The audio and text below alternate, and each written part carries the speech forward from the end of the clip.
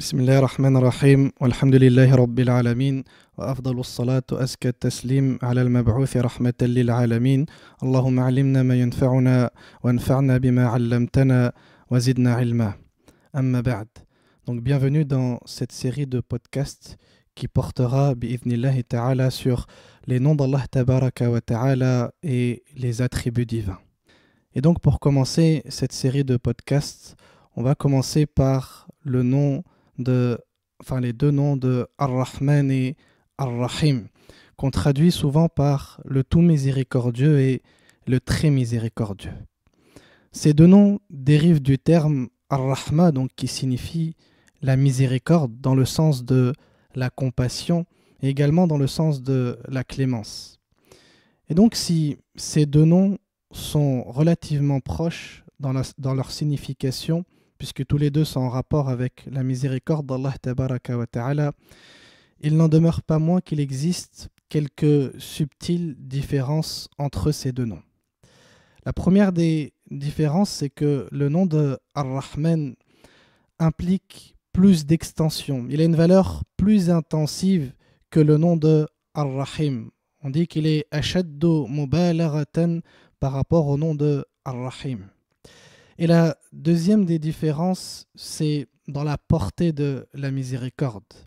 Le nom de Ar-Rahman désigne celui qui fait preuve d'une miséricorde au sens large, qui s'applique à toutes les créatures d'Allah tabaraka wa ta'ala dans ce bas monde.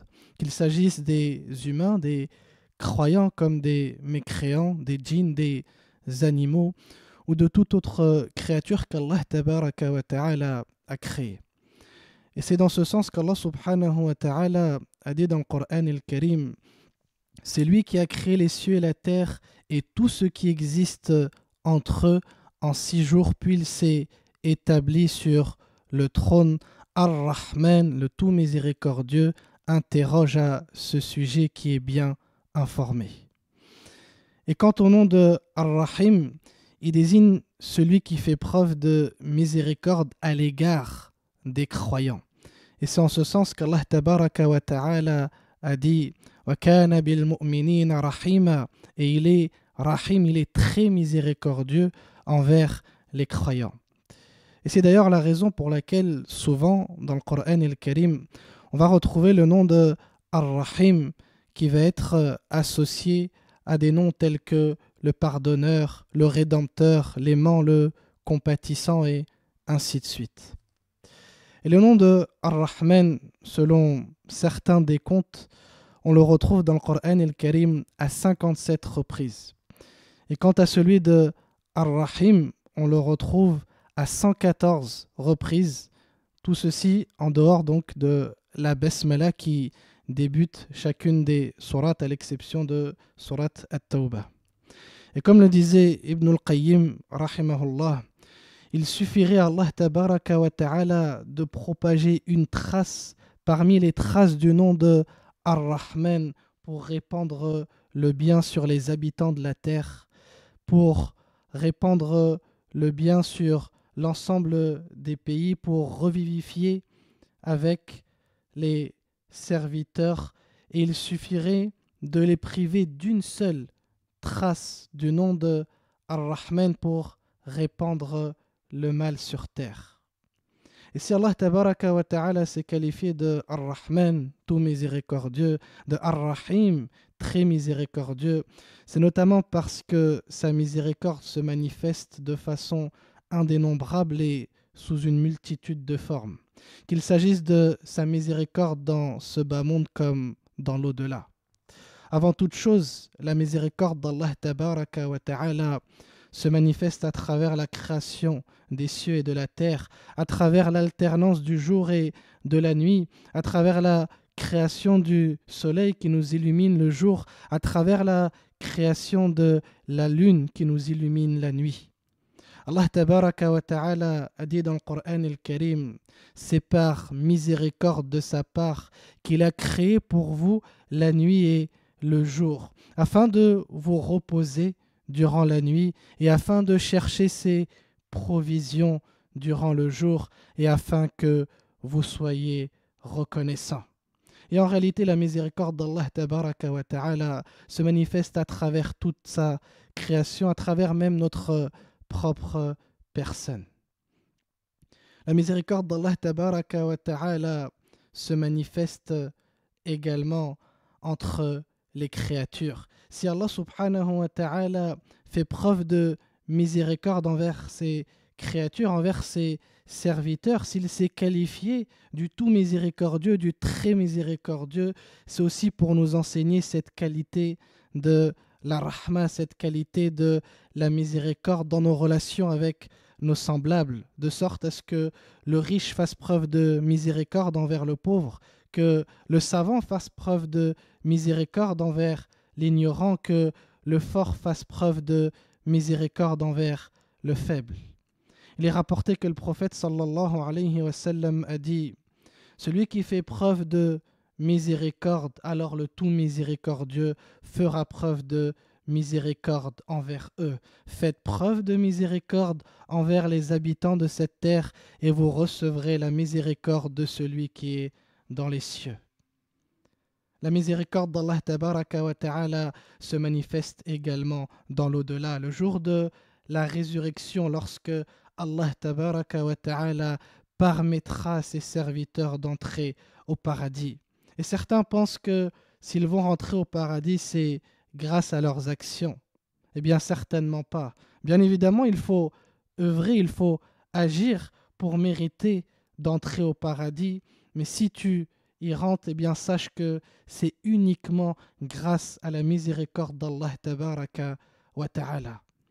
Le prophète alayhi salatu wassalam a dit « Nul d'entre vous n'entrera au paradis par ses actions. » Ils lui ont dit « Même toi, ya Rasulallah, sallallahu alayhi wa sallam. » Et il a répondu « Même moi, sauf si Allah me comble de sa miséricorde. » Et donc les bonnes actions, aussi nombreuses soient-elles, en réalité elles ne sauraient être suffisantes pour mériter ce qu'Allah tabaraka wa ta'ala a préparé comme récompense au paradis. Elles sont simplement une cause parmi les causes permettant d'obtenir sa miséricorde.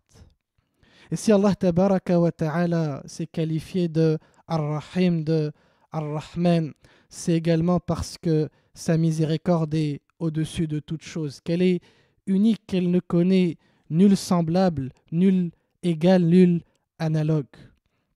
La miséricorde d'Allah tabaraka wa ta'ala dépasse tellement l'intendable, dépasse tellement ce que l'esprit peut s'imaginer, ce qu'il peut contenir, qu'en réalité nous ne percevons qu'une part infime de sa complète miséricorde. Allah tabaraka wa ta'ala, le créateur de toutes choses, a créé la miséricorde et il a descendu sur terre une part infime de sa miséricorde. Il est rapporté que le prophète sallallahu alayhi wa sallam a dit « Allah a réparti la miséricorde en 100 parties. Il en a conservé 99 auprès de lui et il en a fait descendre une seule sur terre.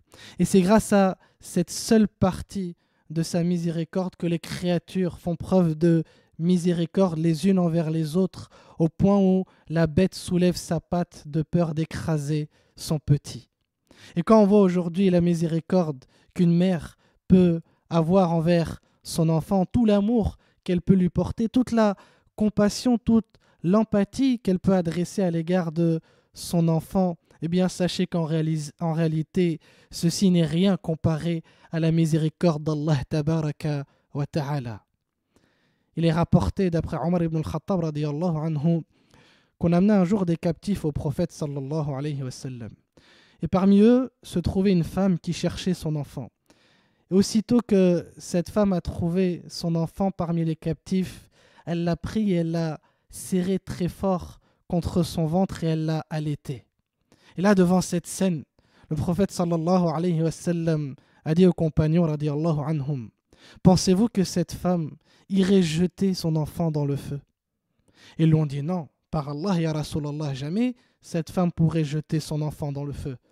Et ils lui ont dit, ou bien le prophète sallallahu alayhi wa sallam, leur a dit, eh bien, sachez que Allah est plus miséricordieux envers ses serviteurs que ne l'est cette femme envers son propre enfant.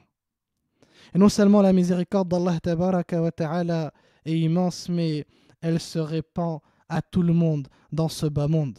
Comme nous l'avons vu dans l'essence du nom de Ar-Rahman, il y a celui qui fait preuve de miséricorde à toutes ses créatures dans ce bas monde. C'est-à-dire qu'en réalité, il n'a pas une créature sur terre qui ne soit touchée par la miséricorde d'Allah tabaraka wa ta'ala. Tant et si bien qu'Allah Azza wa Jal a dit « Mon châtiment s'abat sur qui je veux, mais ma miséricorde embrasse toute chose. » Ceci, c'est la miséricorde d'Allah tabaraka wa ta'ala dans cette dunya.